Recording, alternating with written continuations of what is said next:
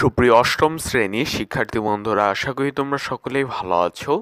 আজকে আমরা আলোচনা করব তোমাদের বিজ্ঞান বইয়ের ষষ্ঠ অধ্যায় পরমাণুর গঠন এই বিষয়টা নিয়ে। আশা করি তোমরা জানো পরমাণু জিনিসটা কি। পরমাণু হচ্ছে মৌলিক পদার্থের ক্ষুদ্রতম একক বা কণা। এখন এই মৌলিক পদার্থটা আবার কি? মৌলিক পদার্থ হচ্ছে সেই সকল পদার্থ যে পদার্থগুলোকে ভাঙলে সেই পদার্থ ছাড়া তার মধ্যে অন্য কোনো ধরনের পদার্থ বিদ্যমান থাকে না। যেমন ধরো লোহাকে যদি তুমি ক্ষুদ্র ক্ষুদ্র করো, ভেঙে ফেলো, তারপরেও সেখানে কিন্তু লোহার বৈশিষ্ট্যই বিদ্যমান থাকবে, অর্থাৎ লোহার কণায় বিদ্যমান থাকবে। এটা হচ্ছে একটি মৌলিক পদার্থ বা পরমাণু। চলো আমরা এখন পরমাণুর গঠন সম্পর্কে জানব। দেখো, এই পরমাণুর গঠন এই অধ্যায়টা পড়লে তোমরা যে সকল বিষয়গুলো সম্পর্কে জানতে পারবে। পরমাণুর গঠন ব্যাখ্যা করতে পারবো, পারমাণবিক সংখ্যা ও ভর সংখ্যা ব্যাখ্যা করতে পারবো। আজকে আমরা মূলত এই দুটি বিষয় নিয়ে আলোচনা করব। আইসোটোপ ব্যাখ্যা করতে পারবো, ইলেকট্রন বিন্যাস ব্যাখ্যা করতে পারবো, আয়ন কিভাবে সৃষ্টি হয় ব্যাখ্যা করতে পারবো, ক্যাটায়ন অ্যানায়নের পার্থক্য করতে পারবো, অ্যানায়ন ও ক্যাটায়ন ব্যবহার করে রাসায়নিক সংকেত প্রণয়ন করতে পারবো, আইসোটোপের ব্যবহার বর্ণনা করতে পারবো, আমাদের জীবনে আইসোটোপের অবদান উপলব্ধি করতে পারবো। দেখো, এই যে এখানে বলা হয়েছে যে পরমাণুতে ইলেকট্রন, প্রোটন ও নিউট্রনের সংখ্যার ভিন্নতার কারণে পরমাণুর ধর্মে পার্থক্য দেখা যায়। অর্থাৎ পরমাণুর ধর্ম বা বৈশিষ্ট্য নির্ণয় করে পরমাণুর মধ্যে থাকা ইলেকট্রন, প্রোটন এবং নিউট্রন। এই যে আমরা পরমাণুতে থাকে ইলেকট্রন, প্রোটন, নিউট্রন, এগুলো কিভাবে থাকে, কোথায় কোনটা থাকে। দেখো, এখানে একটি পরমাণুর ছবি দেওয়া আছে। এই যে এই গোল অংশে যে আরো গোল গোল অংশ দেখতে পাচ্ছ, এইখানে রয়েছে প্রোটন এবং নিউট্রন। আর এই যে একটা নির্দিষ্ট কক্ষপথ বা গোলাকার একটা যে বৃত্তের মতো দেখতে পাচ্ছ, এই যে তার মধ্যে যে বিন্দু বিন্দু দেওয়া আছে দুটি, এগুলো হচ্ছে ইলেকট্রন। দেখো, এই যে প্রোটন এবং নিউট্রন যেখানে রয়েছে এটাকে বলা হয় নিউক্লিয়াস। একত্রে প্রোটন এবং নিউট্রনকে একত্রে বলে নিউক্লিয়াস। আর এই নিউক্লিয়াসকে কেন্দ্র করে এই ইলেকট্রন, এই যে এখানে একটা ইলেকট্রন, এখানে একটা ইলেকট্রন, এই ইলেকট্রনগুলো একটি নির্দিষ্ট কক্ষপথে এই নিউক্লিয়াসকে কেন্দ্র করে ঘুরছে। যেমন সূর্যকে কেন্দ্র করে আমাদের পৃথিবী ঘুরে, ঠিক সেই রকম ভাবে। চলো আমরা তোমাদের পাঠ্য বই কিভাবে উপস্থাপন করা হয়েছে সেই বিষয়টা দেখব। প্রথমে দেখো পাঠ 1 থেকে 3, পরমাণুর ধারণার বিকাশ ও গঠন। কিভাবে বিজ্ঞানীরা আবিষ্কার করলো যে পরমাণুতে ইলেকট্রন, প্রোটন, নিউট্রন থাকে। পরমাণু সবচেয়ে ক্ষুদ্রতম পদার্থ, একে ভাগ করা যায় না ভেবেছিল বিজ্ঞানীরা প্রথমে, কিন্তু আমরা এখন জানি পরমাণুকে ভাগ করা যায়, সেখানে বিভাজ্য করা যায়, অর্থাৎ বিভাজ্য করা যায়। বিভাজ্য করলে আমরা সেখানে ইলেকট্রন, প্রোটন, নিউট্রন পাই। সেখানে আরও অনেক ক্ষুদ্র কণা রয়েছে যেগুলো আমরা পরবর্তী শ্রেণীতে জানব। এখন আমরা আপাতত জানবো শুধু ইলেকট্রন, প্রোটন এবং নিউট্রন। দেখো, তোমরা জেনেছো যে পদার্থ ক্ষুদ্রতম কণা দ্বারা গঠিত। এ ক্ষুদ্রতম কণা দুই ধরনের, অণু এবং পরমাণু। একের অধিক পরমাণু পরস্পরের সাথে যুক্ত হয়ে অণু গঠন করে, অর্থাৎ দুই বা ততোধিক পরমাণু একত্রিত হয়ে অণু গঠন করে। আবার পদার্থের ক্ষুদ্রতম কণার বিষয়ে বিভিন্ন সময় বিজ্ঞানী বা দার্শনিকগণ নানা সময় নানা রকম মতবাদ ব্যক্ত করেছেন। গ্রিক দার্শনিক ডেমোক্রিটাস খ্রিস্টপূর্ব 400 অব্দে সর্বপ্রথম পদার্থের ক্ষুদ্রতম কণা নিয়ে মতবাদ পোষণ করেন। তার মতে সকল পদার্থই ক্ষুদ্র ক্ষুদ্র অবিভাজ্য কণা দ্বারা গঠিত। তিনি এই ক্ষুদ্র ক্ষুদ্র কণার নাম দেন পরমাণু বা অ্যাটম। আর এই অ্যাটম শব্দটি এসেছে গ্রিক শব্দ অ্যাটমস থেকে, যার অর্থ অবিভাজ্য। আপাতত তোমরা এইটুকুই জেনে নিও, বাকিটুকু তোমরা বই থেকে রিডিং পড়ে নিও। যেহেতু এখানে শুধু বর্ণনা করা হয়েছে, এই বিষয়গুলো আশা করি তোমরা বুঝতে পারবে। এই যে দেখো, উপরিউক্ত আলোচনা থেকে বলা যায় যে পরমাণু অবিভাজ্য নয়। পরমাণু ইলেকট্রন, প্রোটন এবং নিউট্রনের সমন্বয়ে গঠিত, যা আমরা আগেই জেনেছি। এই যে একটু আগে যে বললাম, পরমাণুর কেন্দ্রে রয়েছে নিউক্লিয়াস, অর্থাৎ নিউক্লিয়াস বলতে বোঝানো হয়েছে প্রোটন এবং নিউট্রনকে। প্রোটন এবং নিউট্রনকেই মূলত বলা হয় এই নিউক্লিয়াস, যেটি পরমাণুর একদম কেন্দ্রে অবস্থান করে। এটা কিন্তু আবার যে আমাদের কোষে যে নিউক্লিয়াস থাকে সেটা কিন্তু নয়। নিউক্লিয়াসে ধনাত্মক আধানযুক্ত, আধান বলতে বোঝায় চার্জ, ধনাত্মক আধানযুক্ত প্রোটন এবং আধান নিরপেক্ষ বা চার্জ নিরপেক্ষ যার কোনো চার্জ নেই সেটা হচ্ছে নিউট্রন। পরমাণুর ভরের প্রায় পুরোটাই নিউক্লিয়াসে থাকে। পরমাণুর যে ভর রয়েছে সেই ভরের পুরোটাই রয়েছে নিউক্লিয়াসে, অর্থাৎ ইলেকট্রনের ভর অতি নগণ্য। যেহেতু ইলেকট্রনের ভর খুবই কম, সেহেতু পরমাণুর যে মোট ভর রয়েছে সেই ভরকে প্রোটন এবং নিউট্রনের ভরই ধরা হয়।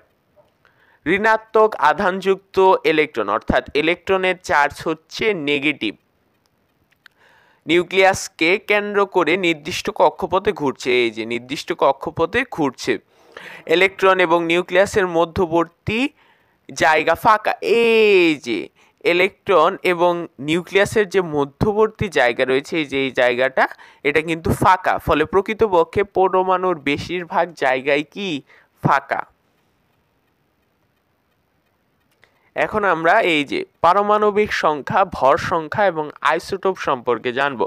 পারমাণবিক সংখ্যা কি?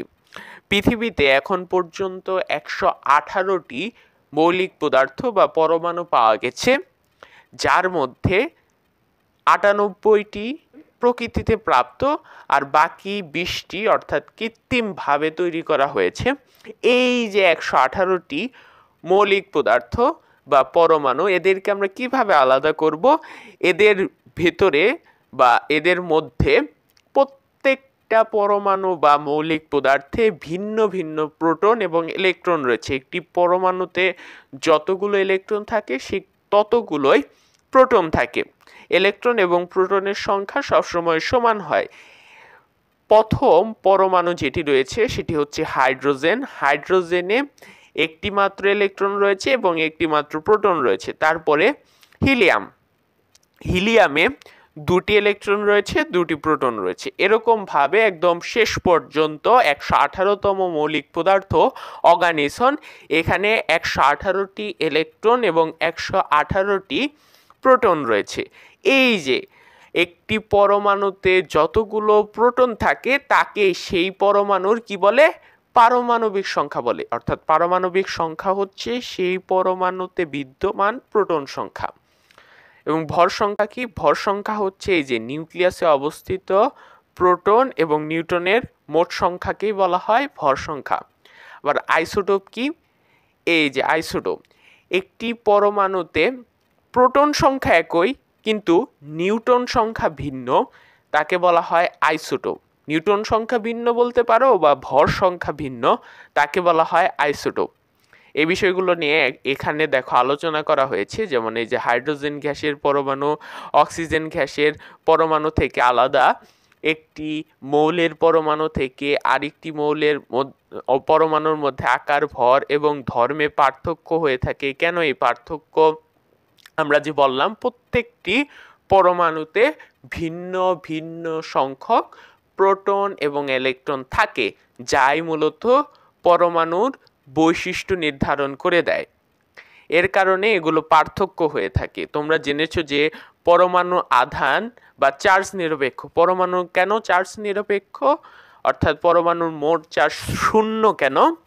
পরমাণুতে যতগুলো পজিটিভ চার্জযুক্ত প্রোটন অর্থাৎ প্রোটন রয়েছে এবং ঠিক ততগুলো সংখ্যক ঋণাত্মক চার্জযুক্ত ইলেকট্রন রয়েছে।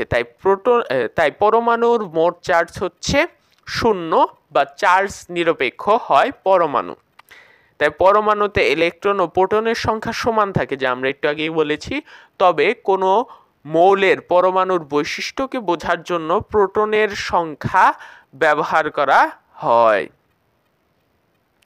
এই যে কোনো মৌলের একটি পরমাণুতে প্রোটনের সংখ্যাকেই মূলত বলা হয় পারমাণবিক সংখ্যা, এই তাই হাইড্রোজেনের পারমাণবিক সংখ্যা 1। দেখো হাইড্রোজেনে একটি পরমাণুতে একটি মাত্র প্রোটন রয়েছে, তাই হাইড্রোজেনের পারমাণবিক সংখ্যা হচ্ছে 8।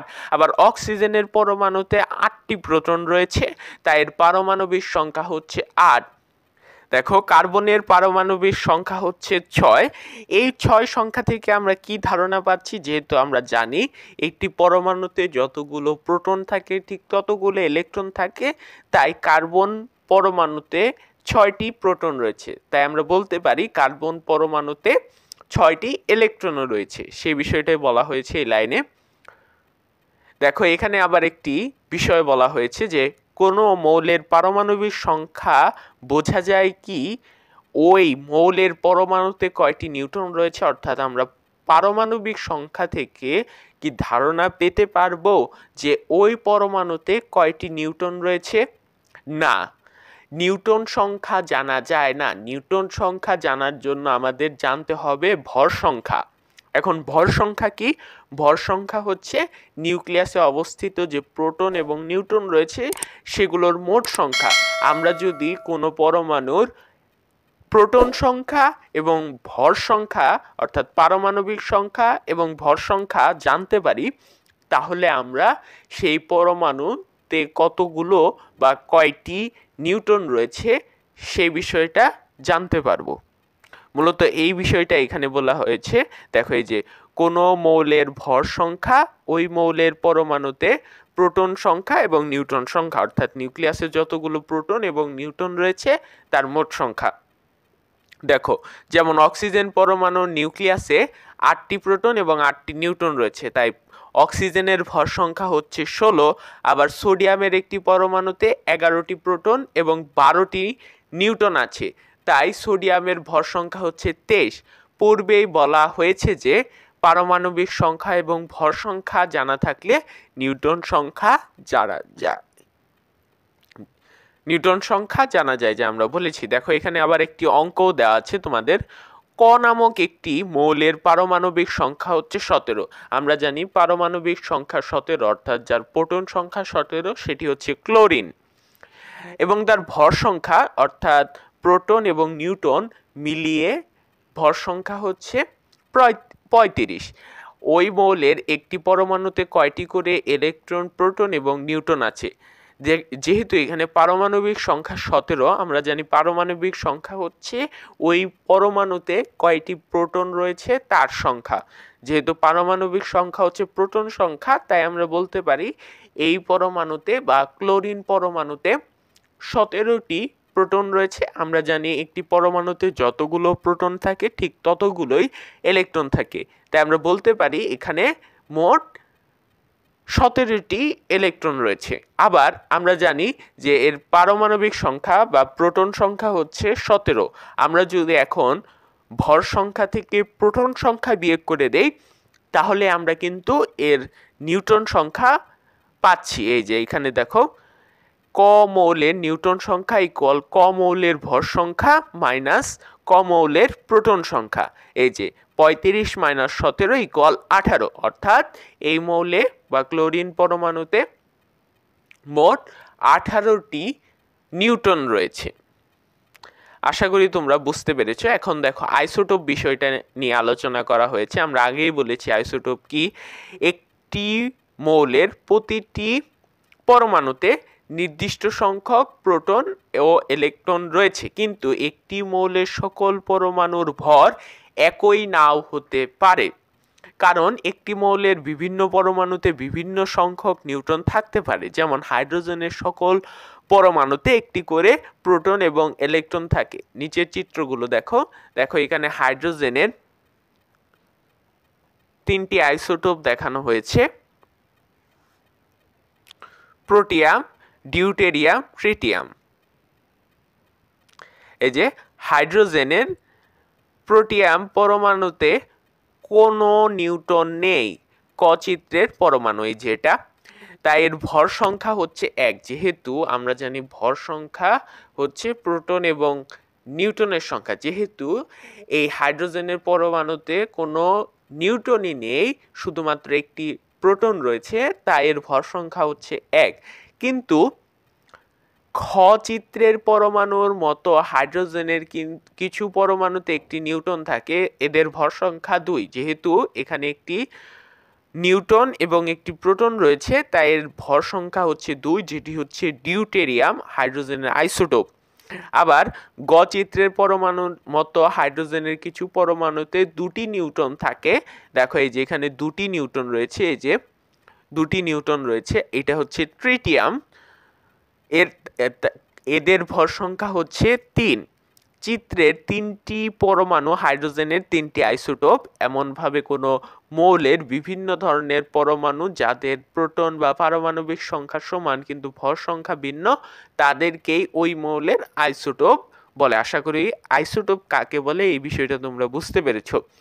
কার্বনের বেশিরভাগ পরমাণুতে 6টি প্রোটন এবং 6টি নিউট্রন রয়েছে, কিন্তু কার্বনের কিছু পরমাণুতে 7টি বা 8টি নিউট্রনও থাকতে পারে। কার্বনের প্রধানত 3টি আইসোটোপ রয়েছে। আমরা এইখান থেকে জানতে পারলাম যে হাইড্রোজেনের 3টি আইসোটোপ রয়েছে, একই রকমভাবে কার্বনেরও 3টি আইসোটোপ রয়েছে। আজকের ভিডিওটা এই পর্যন্তই ছিল। পরবর্তী ভিডিওতে আমরা আইসোটোপের ধর্ম ও ব্যবহার এই বিষয়টা নিয়ে আলোচনা করব। সেজন্য যারা আমাদের চ্যানেলকে এখনও সাবস্ক্রাইব করনি, এরকম আরও ভিডিও পেতে আমাদের চ্যানেলকে অবশ্যই সাবস্ক্রাইব করে রাখো। আল্লাহ হাফেজ।